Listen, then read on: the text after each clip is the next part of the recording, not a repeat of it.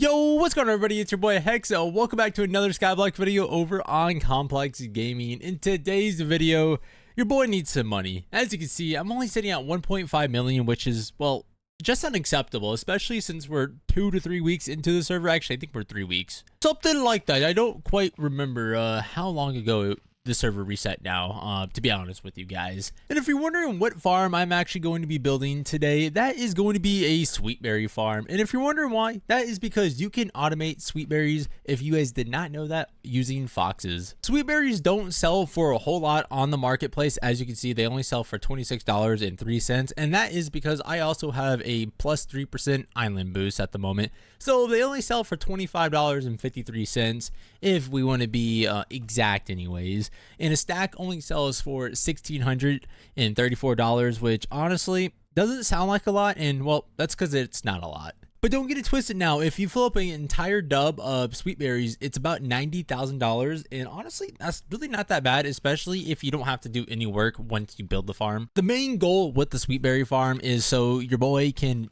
pretty much AFK and make some money when I am grinding the money or grinding milestones, because it's kind of hard to make money, especially if you're just grinding milestones like fishing or mining or slaying. The slaying one's probably I would say the one where you lose a lot of money on, especially time, because of the amount of mobs you have to kill, especially if you don't have a lot of spawners. The goal is to now figure out where I'm going to actually put this farm at on the actual island itself, because I really don't want it to be in the way, but I also want it in a decent area for more of a future proof, if that makes sense. I was thinking about putting it on the south side of the island, mainly just because I have this giant gap here that is not being used, and well, this cobblestone generator and fish farm aren't going to be there, I would say, too much longer, so I should have enough space. And honestly, I was kind of thinking about butting it up against, or I guess not against, the bottom of this crop farm that I made in episode 3. And just to give you an idea of what the build actually looks like, this is the schematic file for it. Like I said, it's super simple, and this time, instead of doing a giant rail for all 6 farms, or 7 farms, sorry, the biggest thing I changed on this farm was mainly not doing one giant rail system. The first farm I did one giant rail system, and honestly, it kind of wasn't that good, mainly because, well, when it got full, it was filling up, like, you know, right here, and it was still going back and forth, you know, another like 8 times, 9 times, and then it would come back. So it's like it's going through another 16 times, I would say, total before it gets to the hoppers, and it really wasn't efficient. I was losing a lot of sweetberries, realistically. Like, I probably lost a lot of money with that farm. So I went ahead and changed it up a little bit, and all I did was add, instead of a giant piece of dirt, I did sections. These are 12 by 12s, and then I put armor stands on top of glowstone. That way the foxes always move, because if you didn't know, foxes won't sleep or sit around armor stands or chickens.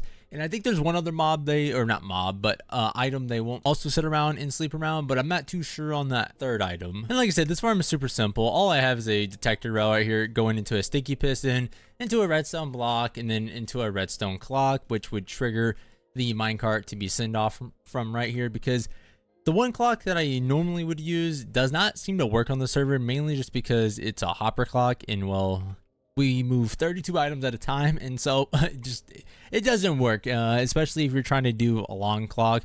I wasn't really trying to do nothing super long, but honestly, this clock was working out, especially testing it in single player. I know it's a very simple, very simple, but guess what? It works. So now it's time to actually get the schematic file in the right position, and that is where I got to figure out if I want to level it with the actual sugarcane itself or go below the sugarcane. I'm trying to keep like the bottom of the island wide open for the melon and pumpkin farms, because I don't want to have to worry about running out of space for those 2 farms, especially since they are going to take up a lot more space compared to like those crop farms that I'm building right there.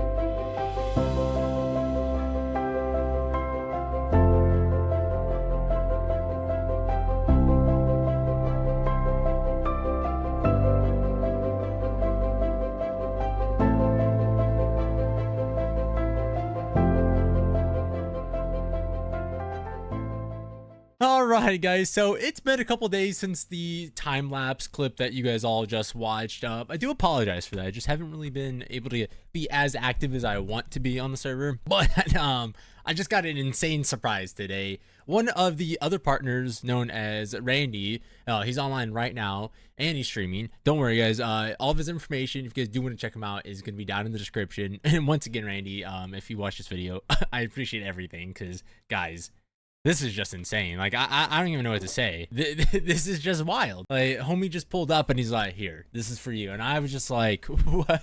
It's insane. I don't even know what to really say. I know I'm geeking out over like Minecraft items, but like the godlike stuff was on my starter. Like, that was on my list to get before I worried about like custom items, because I know the godlike set in general, you could buy for a reasonable price. You know, it's still a couple $1 million.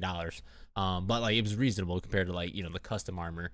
But this guy just pulled up and just dropped a custom pirate chestplate, a custom pirate helmet, a pool party sword, and then on top of that, gave me godlike leggings, godlike boots, and then 100,000 XP. Like, I don't even want to redeem this because like I don't have a purpose for the experience just yet, especially since I'm not actively going for ruins. But he also dropped a godlike sword, and then on top of that, to finish it off, he just had to keep spoiling me pretty much. He dropped a pool party axe. On top of the axe, he also gave me a custom enchant, which is Cleaving Edge 4. Once again, Randy, like, if you watch this part of the video, because this is going to be in the middle of my Sweetberry video, but don't worry, there'll be a second shout out. But once again, Randy, if you do watch this, I appreciate you a lot, because this is just an insane gift from anybody on the server that I've gotten. Which I haven't gotten a lot of gifts besides a couple good items during season 3, but sadly your boy didn't play season 4.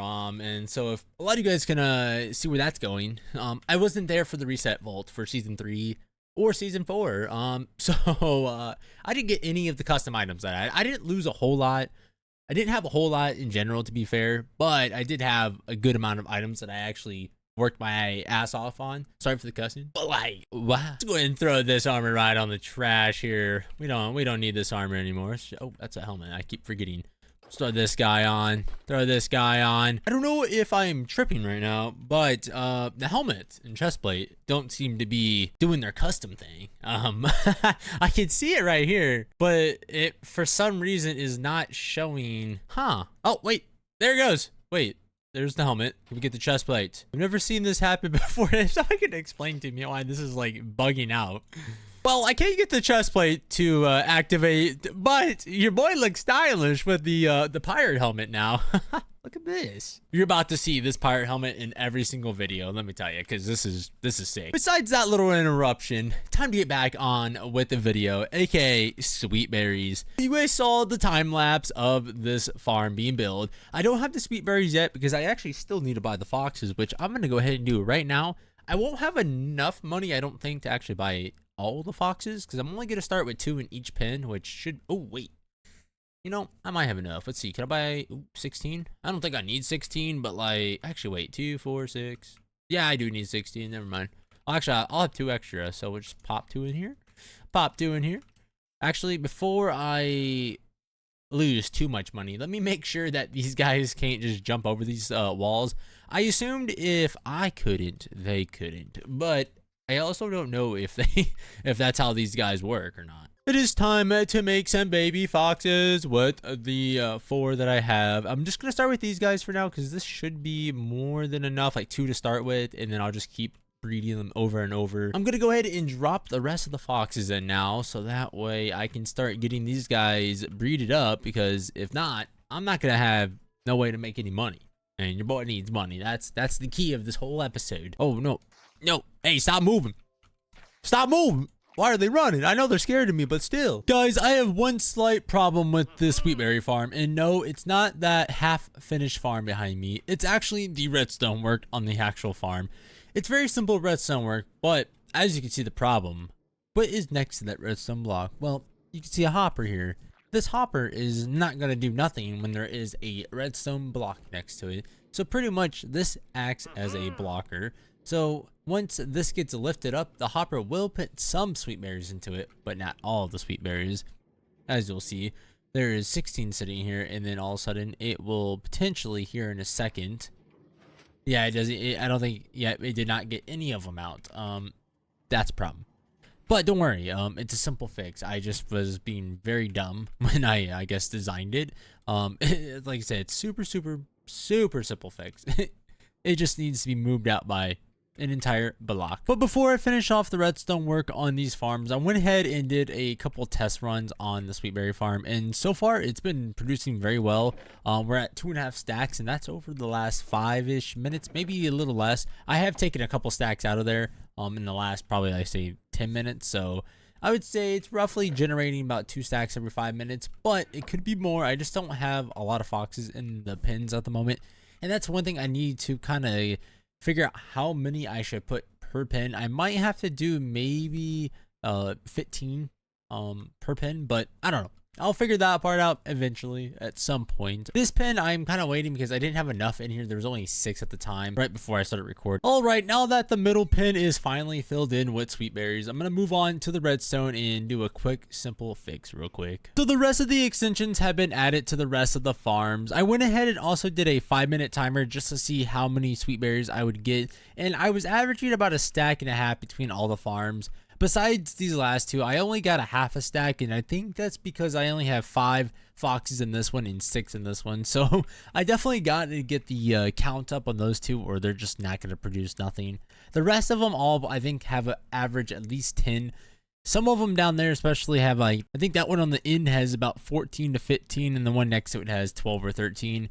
So I definitely have a lot. I definitely want to go for at least 15 per pen, if not 20 per pen, just to make sure these farms can produce as much sweetberries as possible. One thing I would definitely say is definitely try to get those foxes breeded before you have the sweetberries down, because once you have the sweetberries down, it becomes very annoying trying to make these foxes have sweet love. As you can see, you can just, there's no hitbox on them, especially if they're inside the sweetberries like all these ones are.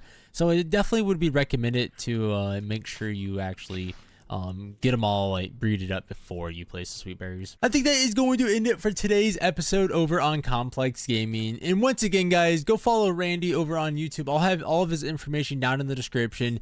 Huge shout out once again, because homie hooked me up big time, especially with all the gear and then all the tools. I don't have them on me, but don't worry, they're in the chest still. But as always, guys, it's been your boy Hex. I'll catch you guys later. Peace.